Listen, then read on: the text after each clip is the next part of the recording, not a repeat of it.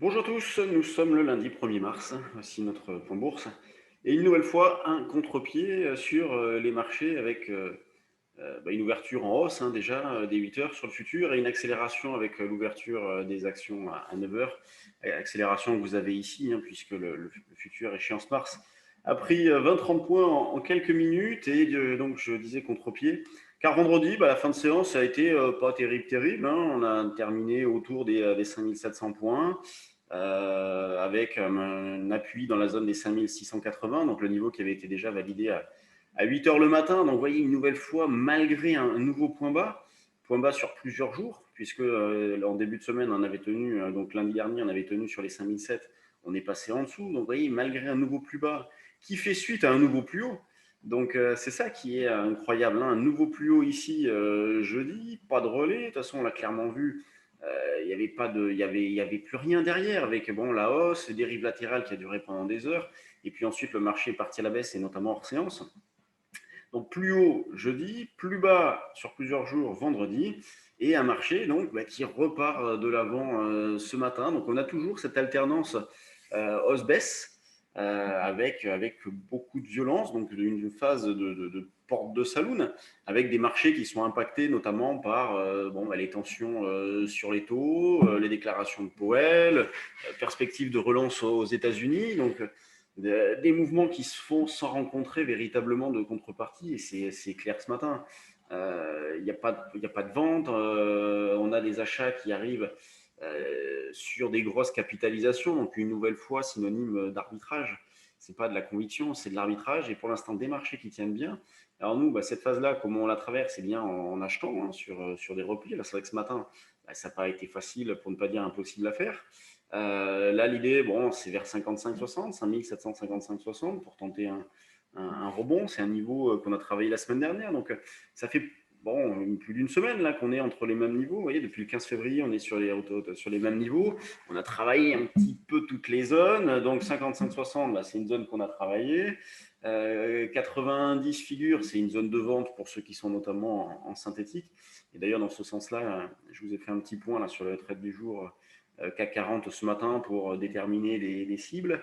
Donc 5790-800 zone de vente, avant la zone des 5820-30 pour un double appui avec jeudi. Nous, on a bien travaillé là, cette phase-là. Donc, comme je le disais notamment vendredi lors du live, la volatilité intraday permet de faire de jolies choses. On a de beaux écarts. Vendredi, on a fait une belle journée, encore une fois, avec en live.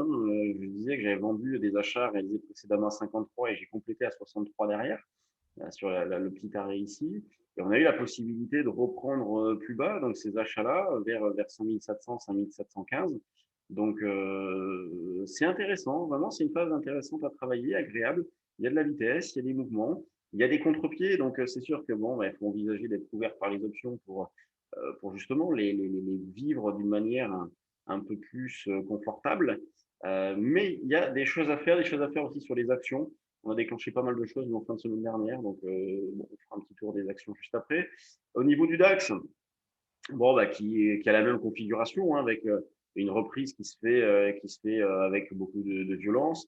Imaginez, vendredi, on terminait vers 13 650 et là, on est à 13 900, donc déjà plus de 300 points de reprise sur le DAX, ça va vite. Et c'est pour ça qu'il faut s'intéresser aux options. Il y a des choses à faire sur les options, notamment hebdomadaires sur le DAX. Il faut aller dans cette direction-là. Je sais que je me répète, mais c'est important. Pour moi, c'est une évidence d'aller dans cette direction-là plutôt que de se prendre un peu la tête à aller sur des futurs où il va devoir falloir faire une gestion un peu dynamique.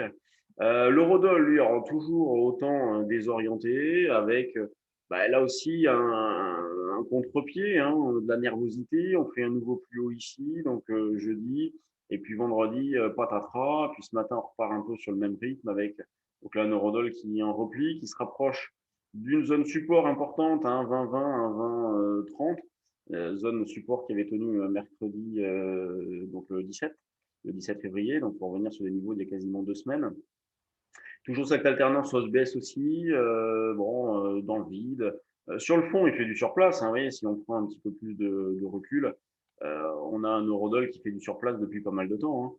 Vous voyez, depuis le 15 janvier, donc depuis un mois et demi, on évolue autour des 1,20, 21,50. Donc sans conviction aucune.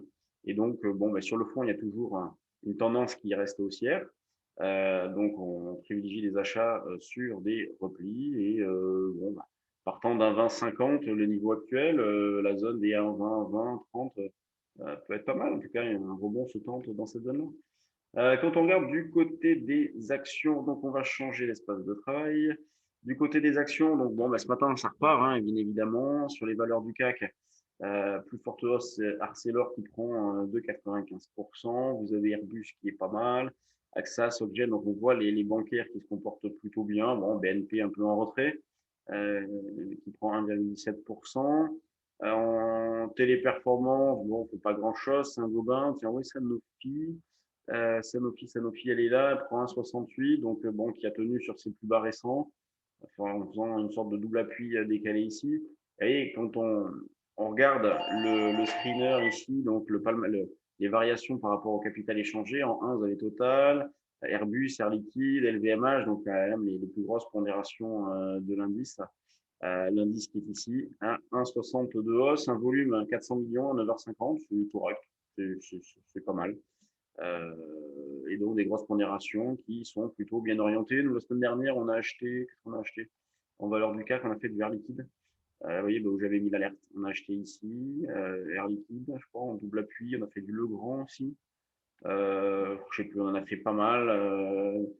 Et au niveau des screeners, qu'est-ce que nous avons ce matin? Donc le 1 quart, où est-il? 1 quart. Bon, le 1 quart, le voici.